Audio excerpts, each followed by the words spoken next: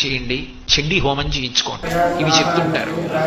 చండీ హోమం అంత శక్తివంతం అవడానికి కారణం, అంత రక్షణ కలిగి ఉండడానికి కారణం దుర్గమ్మ తల్లి యొక్క వైభవం దాని ఎందు ప్రకటనమైంది.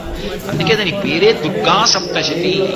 దుర్గా పేరు కాదు, దుర్గా అంటే ఏ శక్తుల యొక్క కూడిక కలిగితే దుర్గ అయిందో చెప్తుంది. దుర్గా అన్న మాటలో దకారము, ఉకారము, రకారము, గకారము, అకారము కలిస్తే దుర్గ. ద అంటే దైత్యనాశనం. అట్లాగే ఉకారము విఘ్నమును పోగొడుతుంది. విఘ్నం అంటే కార్యహంతి, ఇంకా పని జరగకుండా పోతుంది. అట్లా జరగకుండా పోయేటట్టు చెయ్యగలిగిన, విఘ్నమును తొలగించగలిగినటువంటిది ఆ దుర్గాలో ఉకారము. రకారము రోగనాశనం, గకారము పాపనాశనం, అకారము శత్రునాశనం. శత్రునాశనం అంటే నేనెవరి మీదో శత్రుత్వం పెట్టుకుని వాళ్ళు నశించిపోవాలని కోరకూడదు. శత్రునాశనం